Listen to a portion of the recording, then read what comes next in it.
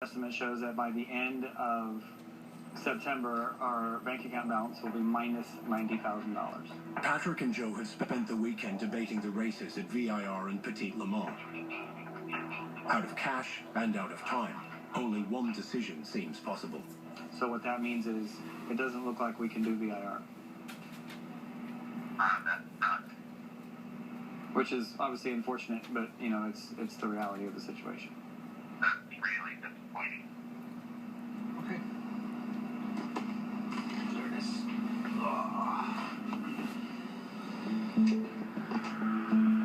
We've survived 5 or 6 years of this. Didn't realize, how difficult it is to secure money. So there's always pressures and anxieties, I think. But when you're on a bike, it calms everything down. There's a place you get into. There's a state that you get into. Calming down and being present. You start to ride a lot. It just becomes like a meditation because you get into a rhythm. You're breathing, feeling the sounds, and it calms you down. It shuts your mind down. The physical training is so important. The stronger I am, the longer I can drive, which is really important. You're now in a world of professional athletes. There's a lot of similarities between car racing and cycling, and the one that hits you right in the face is the speed and the cornering and basically the skill set in a sense. You're on wheels. Both sports are on wheels, so traction, line choice. But then I think an angle that not many people know about it is sort of the fitness that goes into it. When you're out on the bike and you start to feel like you're fatigued or you're finally warmed up, you click into that feeling once you're back in the car too, which is really good. I had no idea that there was so much leg strength required in car, to hold your position, to push on the pedals, to be able to brake and accelerate constantly. It's really insane how fit these guys really are.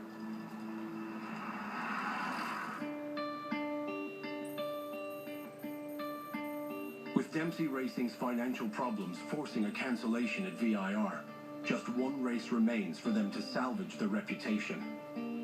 It's here at Road Atlanta for the 1,000-mile, 10-hour endurance race known as Petit Le Mans. Petit Le Mans is North America's Le Mans. Although we're in Braselton, Georgia, Le Mans in France lives within this paddock, so I think it's a great warm-up. Like Le Mans, this is endurance, this is calculation, this is strategy, this is pit performance, this is plans for fuel economy, this is, keeping your engine so that it's got life in it. You see the teams from Europe that are here specifically for this race only, you get much more of that vibe, and with that demonstrating what the 24-hour Le Mans is all about. A victory at Petit Le Mans would guarantee Dempsey Racing an invitation to the 24-hour race at Le Mans next summer. So anxiety amongst the team is high.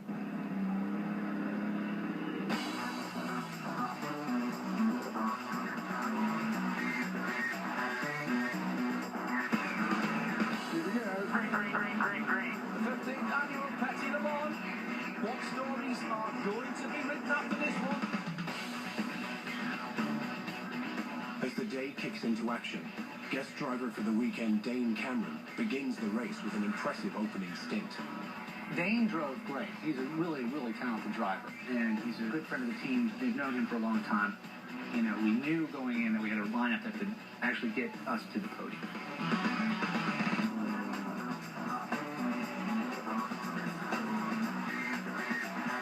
27 is in the pit lane. Dane Cameron out of 3rd position overall and 2nd in class. Dane has done a really, really nice job in the early stages of this race.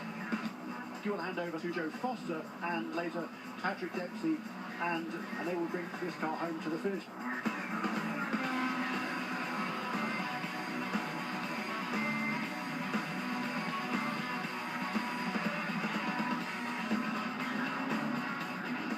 Was going along pretty much according to plan. I was driving, and the caution flag came out. Spencer Pumpelly brings out our 3rd full-course caution of the race. No action on the circuit as the safety car is out picking up the leader. His car got released. It stacked up a bunch of cars. I came through turn 1 at over 100 miles an hour to find a pack of 4 or 5 cars going about 40. No, he fucking hit him. No, yeah, he hit him. Oh, great. I mean, what is... Oh. Well, good news for Joe Foster. It is driving. Bad news is extensive damage to the right front. Okay, Joe, do not stop at the pit. Take it straight back to the truck. That is good priceless. Dempsey Lawler goes behind the wall. This is terrible look, and this does not look like the work of a moment. The P2 needs extensive repairs in the Dempsey paddock, and as dreams of glory in Atlanta begin to slip away, frustrations grow. Pace car came out and some idiot jammed it. It should have driven by it. Jammed on their brakes and stacked up everybody behind the pace car. I ran into Rod. It was in front of me. We were just kind of driving along. It was like an accordion.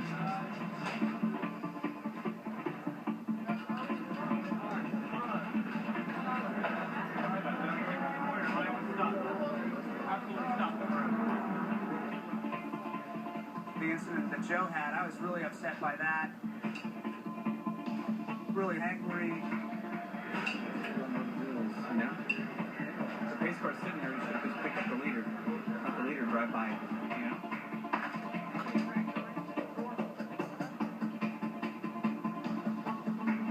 I was frustrated that at that moment our chances for a good result were pretty much over.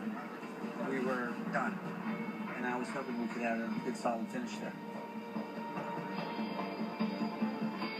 Was it the amount of pressure that's been on him that's been distracting him? So when he's in the car, he's not completely in the car.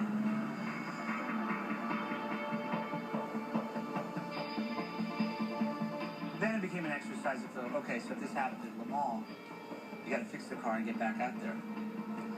And I was really frustrated with how slow it took to fix the car. That was extremely frustrating.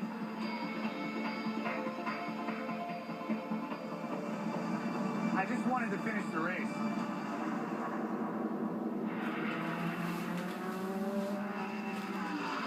Coming up, Looks like a heavy impact for Patrick Dempsey. a wreck on the track brings Patrick's Le Mans dream to crisis point. We're not letting anybody in right now.